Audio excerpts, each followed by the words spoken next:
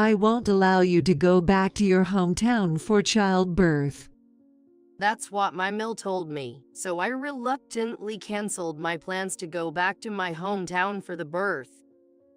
After the birth, when my mother came to help, my husband flew into a rage, saying, "What?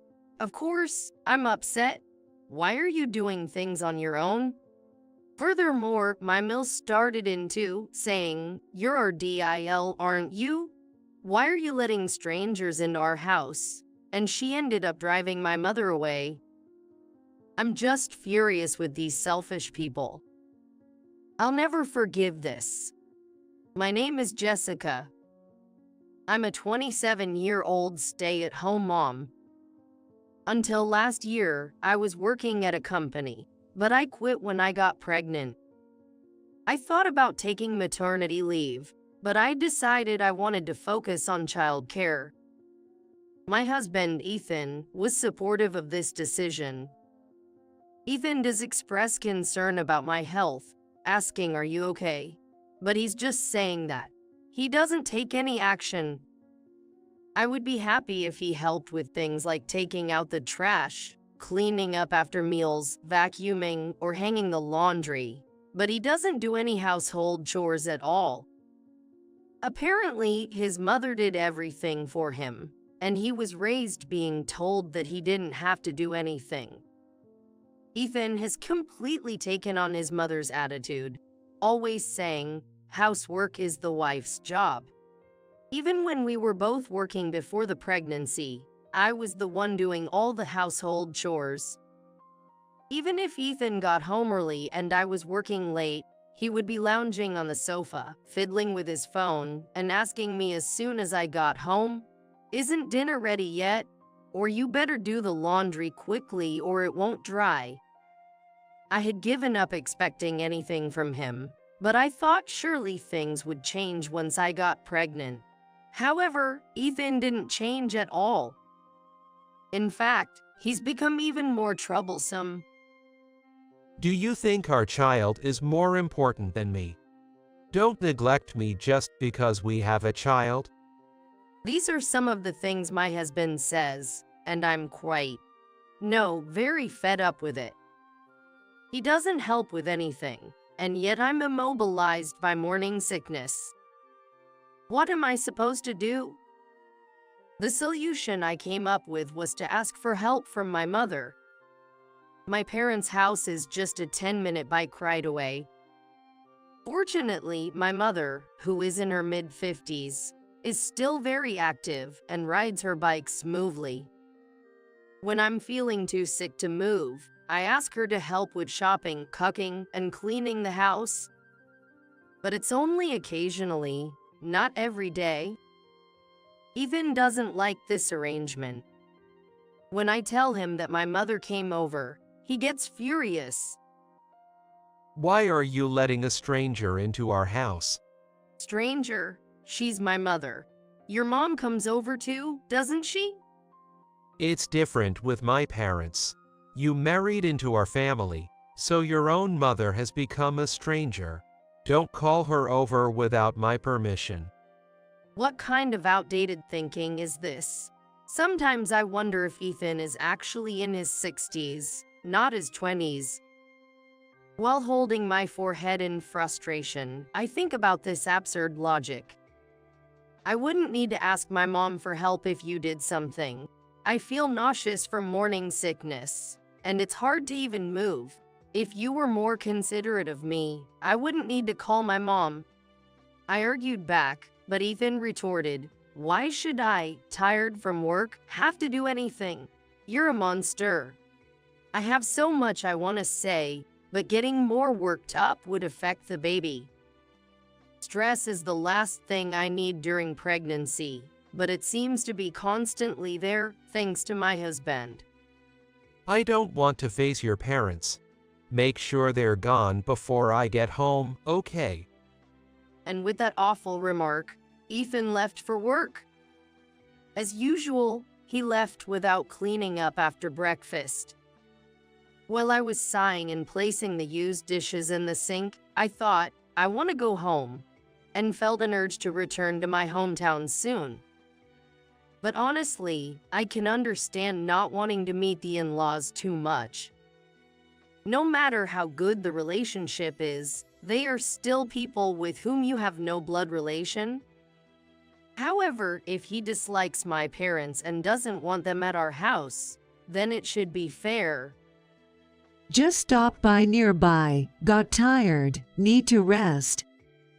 Thinking this with a forced smile on my face, I faced Dorothy, my mill, who arrived suddenly without any notice.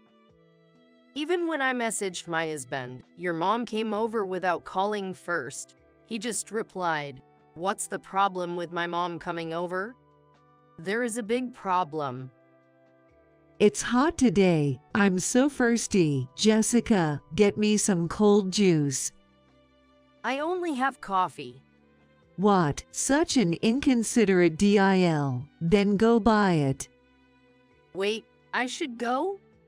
Who else is here? You're not expecting me, an old lady, to go, are you? That's ridiculous. That's exactly what I'm thinking.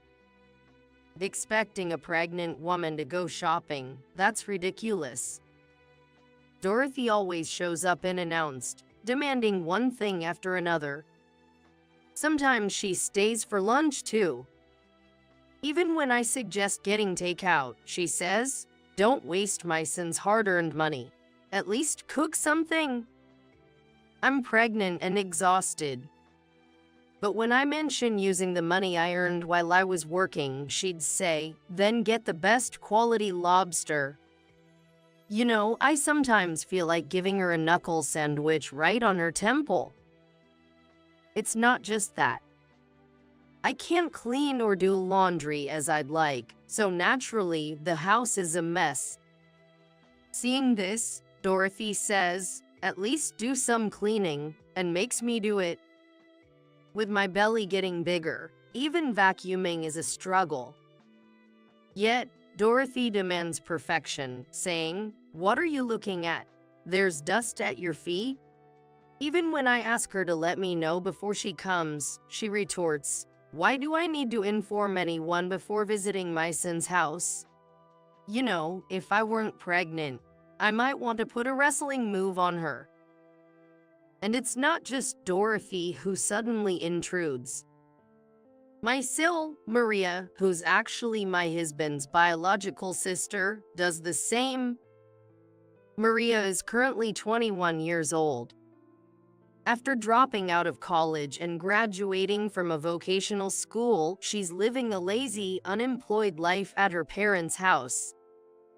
She claims she's in the midst of bridal training, but lounging around at our place makes me wonder really in what way. Like Dorothy, she demands meals, but when asked to help, she peeled potatoes to the size of taro roots.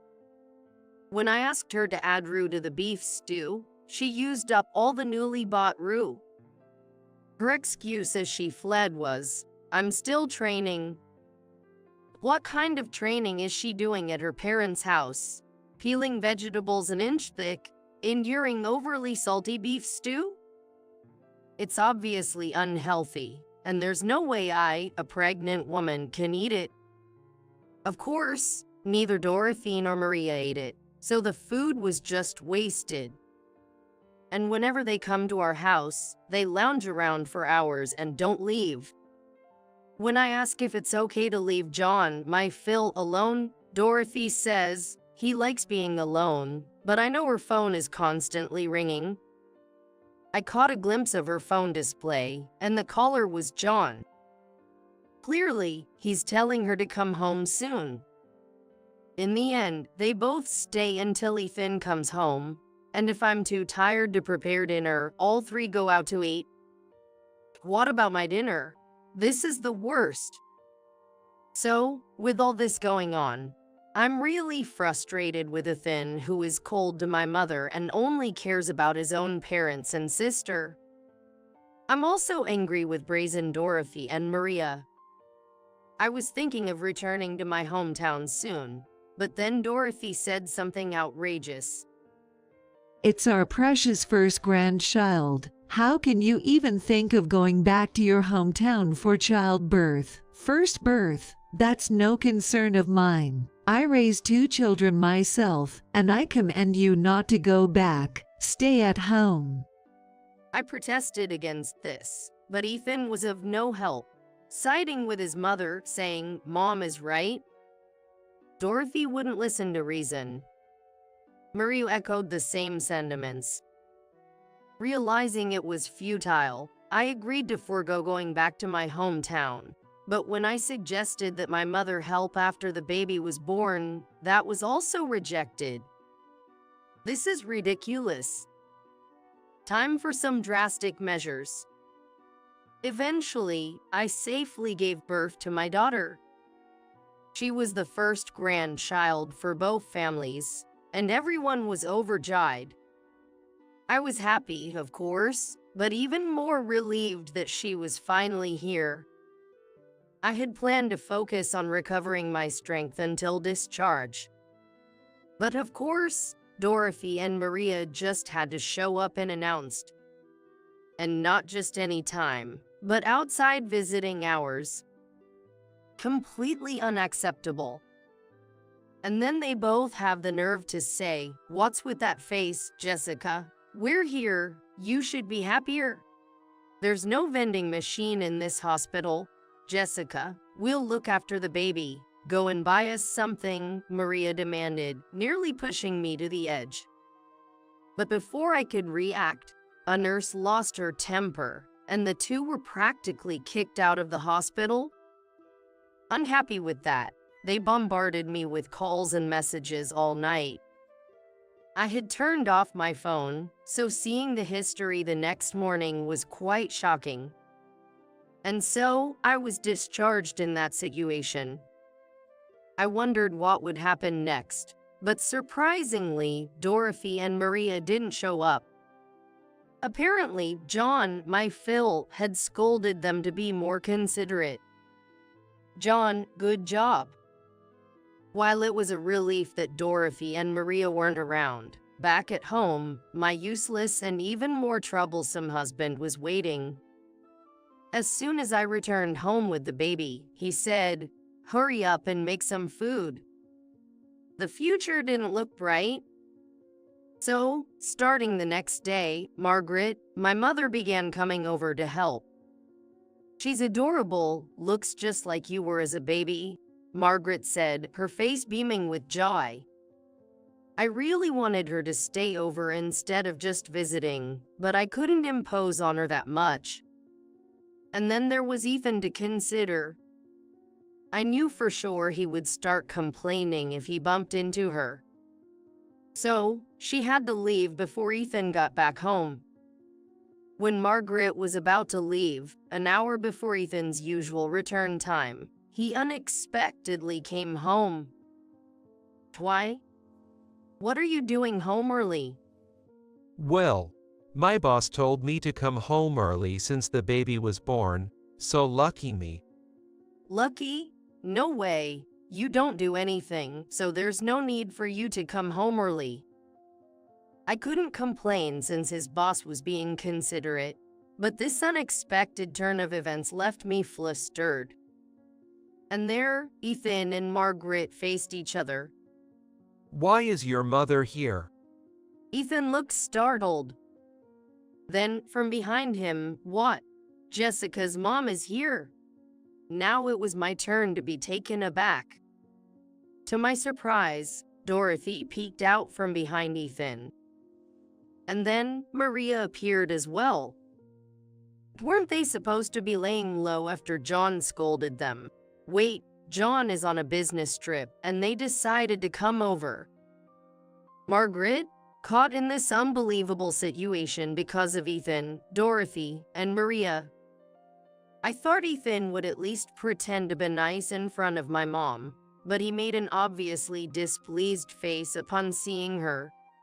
Why is your mother here? I asked her to help because postpartum has been tough. What? Of course, I don't like her coming over without asking. I've told you this before, haven't I? Why do you do things on your own? Ethan frowned at my response. His face was so infuriating. He glared at me with a look as if he had just sucked on an incredibly sour lemon.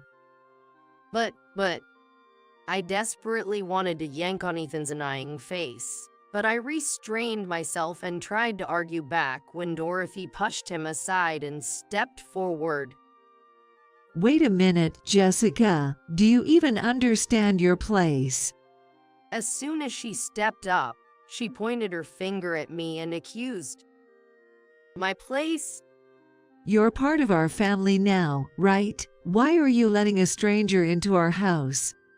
No, that's my mother.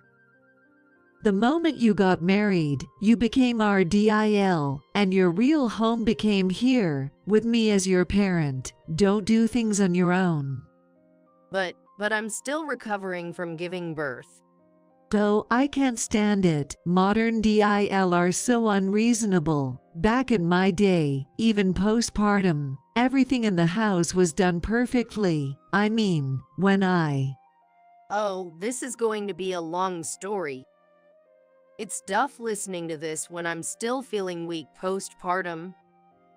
Just as I was thinking this, Dorothy said, "We can lecture her later." To my astonishment, suddenly Dorothy began pushing my mother, Margaret, from behind. Wait, what are you doing, Dorothy? We'll take care of our precious grandchild. You, stranger, please leave. She said that and pushed my mother out. Stunned by the sudden turn of events, my mother left without saying a word.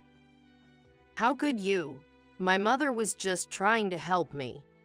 I glared at Dorothy and Ethan, outraged by their behavior. But it was 2 against 1. Just sit down over there. Under the glare of Dorothy, Ethan, and Maria, I was forced to sit formally and endlessly lectured, struggling postpartum. What followed was hell. Dorothy and Maria came over almost every day. Sometimes they even stayed overnight. But they did nothing, just lounged around. When they were hungry, they made me go shopping or cook. They left their mess for me to clean up, and the laundry was also my responsibility. Cleaning the dirty house, of course, fell to me. On top of that, they only sporadically cared for the baby, mostly neglecting her. I found myself single-handedly managing the household chores, taking care of Dorothy and Maria, and tending to the baby. I was in a situation where collapsing wouldn't have been surprising, but I somehow held on. It was pure stubbornness. A stubbornness that said I wouldn't be defeated by such people. With determination and grit, I somehow survived those hellish days. And then, 5 years passed. I am now 32, and my lovely daughter Emma is 5 years old. Girls mature fast, I had heard, but I was really feeling it now. She had become quite articulate, and typical of today's girls, very strong-willed. After being toughened by the hellish days with Ethan, Dorothy, and Maria, I made sure to raise Emma so she wouldn't be influenced by those 3. The result? Emma, can you go buy some candy for Grandma? No. My 5-year-old daughter splendidly refused to run errands for a grandma who tried to send a child shopping. Emma, can you give Daddy a shoulder massage? No. Ethan, who remained unchanged even after our child was born, still did neither housework nor child care. He never changed a diaper. He never took her to the park. On weekends, he either went out alone or just lounged around at home. So naturally, Emma didn't grow close to him. Emma, can you massage Grandma's shoulders? Absolutely not. No. Despite Dorothy's persistent attempts, Emma naturally didn't warm up to her. Inside, I laughed devilishly, relishing Dorothy and Ethan's obliviousness. What's wrong with your daughter, Jessica? Dorothy was furious, but I could easily brush off her comments, feeling my newfound strength. She's become disrespectful because you started working early and left her in daycare. Well, what can I say? She's sweet to me. Maybe she just doesn't like your face, Dorothy. What did you just say? I had blurted out my true feelings, but instead of panicking, I found myself laughing at Dorothy's red-faced anger. I had truly become stronger. Realizing arguing was futile, Dorothy just glared at me but said nothing more. Seizing the opportunity, I tried to get back to work on my computer when suddenly, Dorothy started a new topic. You know, Maria just gave birth. I tried to ignore her, but she abruptly closed my laptop. Even as I glared at her, wondering what she was doing, Dorothy remained unfazed. She continued to disrupt my work, turning to talk to Ethan. The marriage order may have been different, with the pregnancy coming first, but it's still a happy occasion. I'm thinking of going to the hospital tomorrow. Ethan, will you join? I realized that arguing with Dorothy's actions was pointless. Instead, I replied with a sly smile. Oh yes, I've heard about that. Congratulations. Since you have a job and earn, you should give a generous gift. But Dorothy, you won't be able to see Maria, being a stranger and all. What? A gift, really? I have no interest in celebrating strangers. What are you talking about, even if Maria is your sil? No, Dorothy. Didn't you tell me? Once married, a DIL belongs to her husband's family, and her own family becomes strangers. Remember how you chased my mother away, calling her a stranger? What? Maybe Dorothy had forgotten, but I hadn't, even after 5 years. Faced with my stare, Dorothy faltered. Jessica, what are you saying? You said it too, right? When Ethan tried to back up Dorothy, I glared at him, making him falter as well. You said my parents are strangers, didn't you? You wouldn't let them see Emma. You left me alone postpartum, forcing out my mother who was trying to help, while you and your family did nothing but exploit me. Ethan, you didn't help either, did you? What? But you're the wife. Gotcha. I recorded that on my phone, because you're the wife. So you all think a DIL should naturally serve her in-law's family, right? That she shouldn't rely on her own parents, right? Then the same should apply to your daughter Maria. I said this with a sly grin, phone in hand. Ethan and Dorothy panicked. Hey, don't mess around. This situation with my sister Maria and you is different. That's right, Maria is my dear daughter. Don't be ridiculous. They both started blaming me. I calmly set my phone on the table, took a sip of tea, and I took a deep breath before shouting, "You two are the ridiculous ones." They both jumped back in shock. With a thud, I put one foot on the low table and rested my elbow on my knee. I glared fiercely at the two of them, who were practically losing their balance in front of me. Take responsibility for your own words. Grown-ups shouldn't be spouting such nonsense. Oh, sorry, so sorry. Don't think an apology will fix this. I've been waiting for this day for a long time. As I chuckled menacingly, their faces turned pale. I was well aware of the villainous look on my face. You turned my own parents away, so now it's only fair that you deal with the consequences.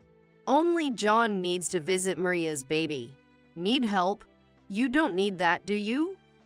I've already informed John why you won't be going to Maria's. I'm sure the news will quickly reach Maria's husband. What did you say? By the way, I've recorded this entire conversation and plan to send the audio to Maria's husband. What? It's amazing what you can do with just a phone these days. Collecting evidence is a breeze. As I smirked, Dorothy teared up. So, Emma and I will be leaving this house. What? Ethan's dumbfounded voice echoed as I announced our departure. Leaving? What are you talking about? I have a good job now and my own income. I'll take child support, but I don't need you anymore. What? You never helped with the house, showed no care for me, were indifferent to parenting, didn't play with Emma, and we barely talk. Do you think such a husband is necessary? I do. As Ethan nodded vigorously to my question, I shouted back, I don't, and grabbed Emma's hand. Emma, you want to be with Daddy, right? In desperation, Ethan tried to cling to our daughter as his last resort. But I don't need you. Ethan slumped in defeat. I had planned to leave Ethan if he retaliated against my actions. Once I heard Maria was pregnant, I started planning to leave the house. I had already found a new place. Soon after, Emma and I left the house. Negotiations for lawyers concluded, and Ethan successfully became my ex-husband. Distrusting him, I demanded a lump sum for child support. Ethan was left with nothing. Our joint savings were divided, but Ethan had hardly saved anything. John, my former Phil, ended up covering a shortfall in child support. He had always been displeased with Ethan and Dorothy's behavior. John, too, was reportedly fed up with the selfishness of Ethan and Dorothy, the like-minded parent and child. John and Dorothy also ended up divorcing. There was a division of property, but Dorothy, who had never worked, struggled to live on her own. She eventually moved in with Ethan, but they were burdened with debts to John and lived in poverty. Eventually, Ethan and Dorothy ended up moving into a shabby apartment together.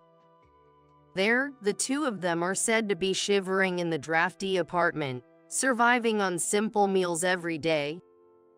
Maria, my former Sil, also divorced. Her marriage was based on a pregnancy, and her lack of domestic skills was later discovered. Her husband took care of the house, but Maria took advantage and neglected their baby. One day, she was caught leaving the child alone for hours to gamble, leading to divorce and the husband taking custody. Maria, too, joined Ethan and Dorothy in their impoverished apartment. With Dorothy and Maria's lack of income, Ethan couldn't sustain a decent life. Their utilities were cut off, and they live in poverty now. This information came from John. It was a case of reaping what they sowed, and I couldn't help but laugh. As for Emma and me, we're enjoying our life together. Our new home is close to my parents, and they frequently visit us. Emma loves her grandparents who play with her, and she's very attached to them. In stark contrast to her expressionless and cold demeanor towards Ethan and Dorothy, Emma is a childlike child, hugging my mother with a smile. Seeing Emma's smile, I think to myself that divorcing was the right decision.